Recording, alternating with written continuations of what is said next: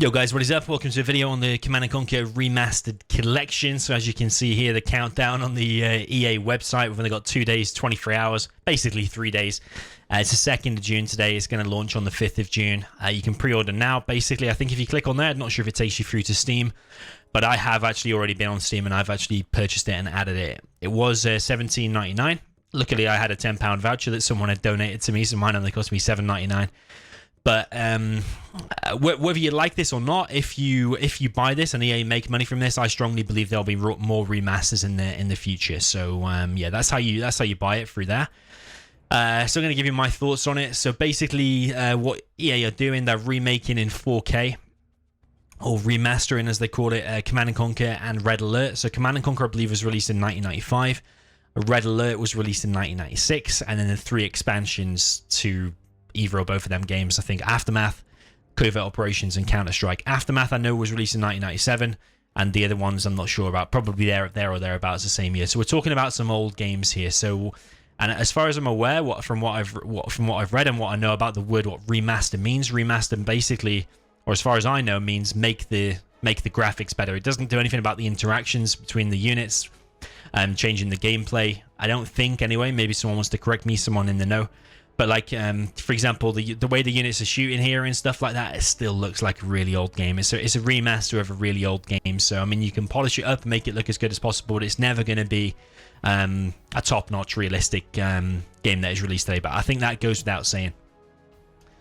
So, yeah, my thoughts on it. Am I going to play it? Well, yes, I've already bought it. I am going to play it. What else was I going to say about it? So they've said that they will support mods for this as well. There'll be an online multiplayer with an ELO system. There'll be like a 1v1 quick match and an in-game leaderboard. So not sure quite what the in-game leaderboard means. Does that mean... Oh yeah, so that means obviously when you log in online, it's going to show you who's going to be rank 1 and all that stuff. I thought in-game, the way they worded it, I thought that meant when you're actually in a game, you can pull up the leaderboard, like you press tab in Counter-Strike or something like that.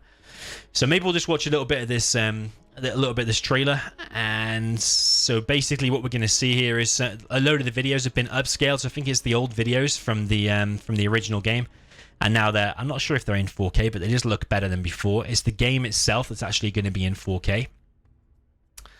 Am I super excited about this? No, I'm not super excited, but it's good that EA Games actually are giving some focus to Command & Conquer rather than just leaving it on the shelf. And if maybe they make a load of money from this, and if sales do well, maybe they will do other remasters in the future. Because I think they've hinted at other remasters in the future. I know everyone watching my channel is probably thinking, where's 0 Hour? And trust me, if they, like any business, if they make money from this and it works, they will look at the other ones, and we can keep banging the drum and making noise about 0 Hour, and hopefully one day they'll do that. So if we just flick back to there, actually, this is where, so they've updated the gameplay. So basically the graphics, not as far as I'm aware, like the engine and the interactions between the units and like the way the units move around and stuff like that, still looks a bit 1996. Well, of course it's going to look a bit 1996. Cinematics, yeah, they've been updated. Music, I'm not that into, to be honest. You get the hardcore Command & Conquer people, which I'm sure some people watching this video. So you got Frank Klepacki that's actually released some unreleased tracks from way back in the day. And also, I don't know if he's worked on some new music or not. I think it tells you in this. There's going to be they've basically spoken to the community as well. That's the other thing I was going to mention. So I know Bike Rush is a CNC3 or CNC3 Kane's Wrath player.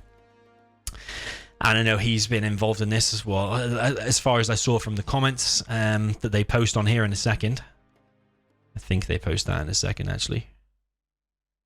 Studios, including some of the key members of the original Westwood team, we knew we couldn't remaster these iconic games without you, the community.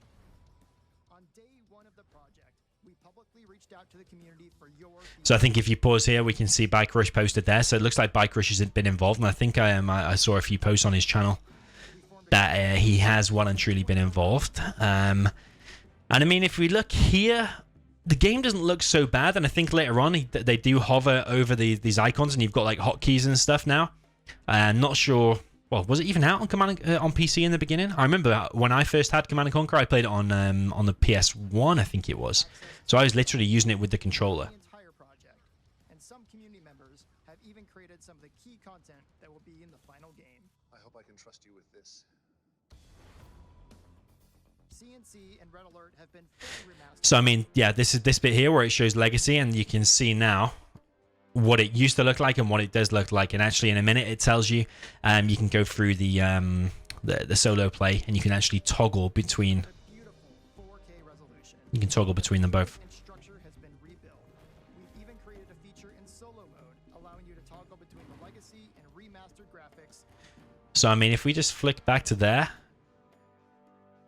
So I mean, there it doesn't actually look that bad. It's still obviously a little bit cartoony and nothing like today's games. It looks more like a mobile game. And I mean, some of the explosions and whatever do look their age. But I mean, at least it's again, at least EA have got their focus on doing something with Command & Conquer now, rather than just kind of leaving it. In real time. In addition to the over 100 original campaign missions, we've also included the Spec Ops missions from the console versions and other secret treats. Based on community feedback, we've completely overhauled the sidebar UI and created new flows for mission selection, controls, hotkeys, and much more. So that's pretty cool, the way you can use hotkeys and stuff. So like obviously C&C3, if you've ever played that, you can use all of the hotkeys. So I think if you hover your mouse over, you can see there that the hotkey for ore refinery is going to be M. Obviously, this is not 0 hour, which predominantly people watching my channel are going to be hoping for, and it is a lot different, but at least it's a base build in RTS, because base build in RTSs are hard to come across. Keys and much more. C&C's signature full-motion video cinematics have all been upscaled in resolution and feature newly remastered sound for the optimal experience. You're the new addition to the Brotherhood. In addition to the campaigns, the multiplayer has been entirely rebuilt for a modern experience. Choose from custom games or 1v1 quick match. So this is a pretty cool thing. Well, you probably expect it, but just to confirm then, so they've said here it's basically going to be custom games, so you can basically host and you can do a 3v3 or a 2v2. Well, I hope you can do a 3v3. There is 6 spots there. It even tells you the size of the map or the dimensions of the map, which is pretty cool. I don't know if it did that in the original. Maybe it did. It's such a long time ago since I played this. But basically, yeah, you can also use quick matches. So I know quick matches are very popular among these games.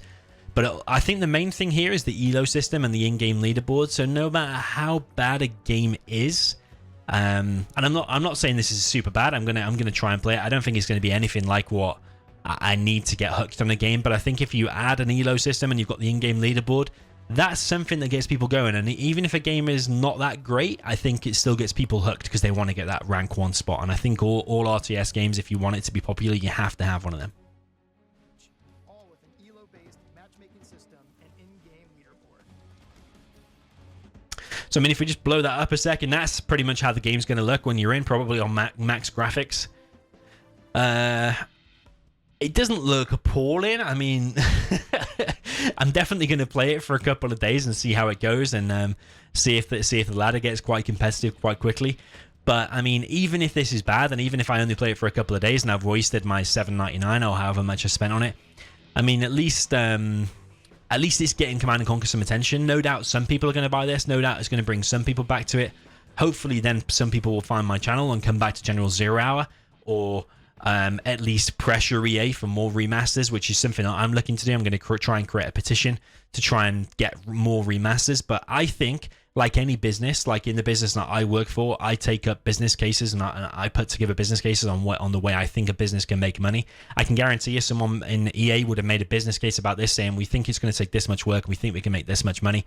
If it makes more money than they expected, or if it makes as much money as they expected, they are no doubt going to consider doing the next one. Maybe it'll be Red Alert 2, and maybe they can, if they make money on all of them, maybe, just maybe, we've got a chance at having a General 0 Hour remaster.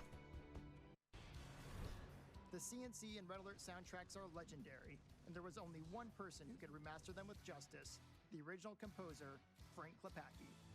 Frank has remastered over 7 hours of music, including hidden and unreleased tracks from the original games. As a special highlight, the collection also includes over 20 face-melting tracks newly recorded by Frank Klepacki and the Tiberian Sons. So I mean, for me personally, music doesn't really mean that much. I only really like Hell March, and I think there's like one other ones that I like. Hell March 2 and Hell March 3, I like all of them, but besides that, I'm not really into them. But I know there will be some hardcore people watching this that will really, really love that, and like the new songs that are getting released and whatever. But for me personally, I'm really not interested in the music that much.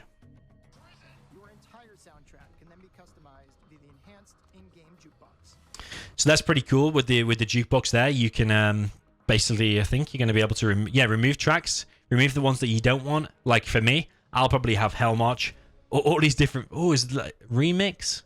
Some of these remixes I'm definitely going to listen to. My playlist will probably be like all Hell March, maybe like plus one other one, and remove everything else. Customized via the enhanced in-game jukebox.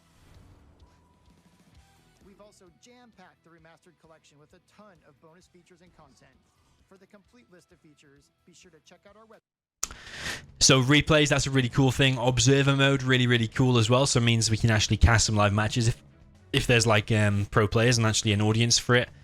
No doubt this is going to bring some new people to my channel if I at least pay this a bit of attention. So a little bit of a bonus. I don't know how much traction it's going to get. I'd like to see like the Steam sales. Like I know we'll never be able to see that, but I'd like to see how many people bought it. Unit queuing is pretty good. I don't know if you actually had that in the original. I mean, they've put it here as like a bonus feature, so maybe you possibly didn't. I know in C&C 3 you can basically hold the shift key, and let's say you click on I don't know, a conscript or whatever it is, you can like click, and it adds 5 at a time. Quick save support, you would kind of probably expect that, but I don't know, again, if they put it as a bonus, maybe it didn't have it in the original. Bonus gallery, map editor, pretty cool. Camera zoom controls, yeah, pretty cool. I think the main things for me that stand out, replays, yeah, I want to be able to watch replays. If end up playing this somewhat competitively, you can watch replays and see like pro strats and stuff like that. And the observer mode, watching live. What's this? Skirmish mode for Tiberium Dawn. Okay, I don't know quite what that means. You would expect a skirmish for everything, wouldn't you? Or maybe it didn't have it in the very original. So Tiberium Dawn, I think, is another name for the Command & Conquer 1, so maybe you didn't have that. We can't wait to see you on the battlefield, but for now, But just pause it through some of this gameplay pictures here. Where was that? I'll simply leave you with. So for anyone who doesn't know about these units and stuff, to be honest, I don't even know what faction that is. I think that's Nod. Yeah, it's Nod, isn't it? You can tell by the shape of the buildings and the harvesters, I think.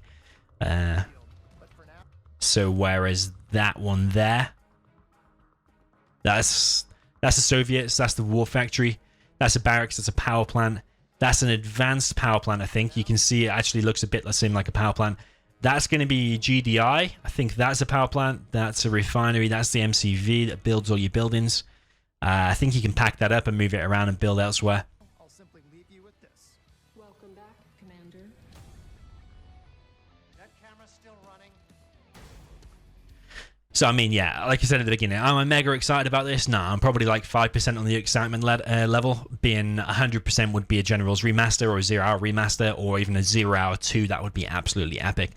So, but what I think, and of course this is not a given, but what I think, like I said before, with any business, if they make money from this, if you buy the game and if you support it and if you make noise on Twitter and stuff like that, if you buy this game through Steam and if you come and play a few games with me, just by buying it and just by making it a bit of a success, we've got all the more chance for another remaster in the future.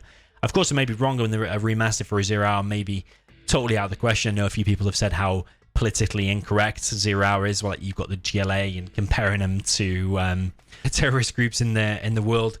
And also you've got like terrorists like the English US version. You've got guys with stuff strapped to them and all that lot. So that might not necessarily be most politically incorrect, but with a bit of tweaking, I'm sure you could do it. I mean, it's still live. I mean, I know it was banned in Germany, but there's no reason why.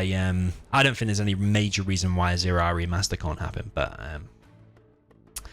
so yeah, there it is on Steam. If you want to support it, buy it. I know for a start, I will definitely be. Well, I've already bought it. I'll definitely be playing it. If you want to play a few games with me, let me know and I'll tell you my Steam ID and we can play a few games together. Otherwise, I'll see you online on the 5th of June. So yeah, peace out, guys. GGs, and see you soon.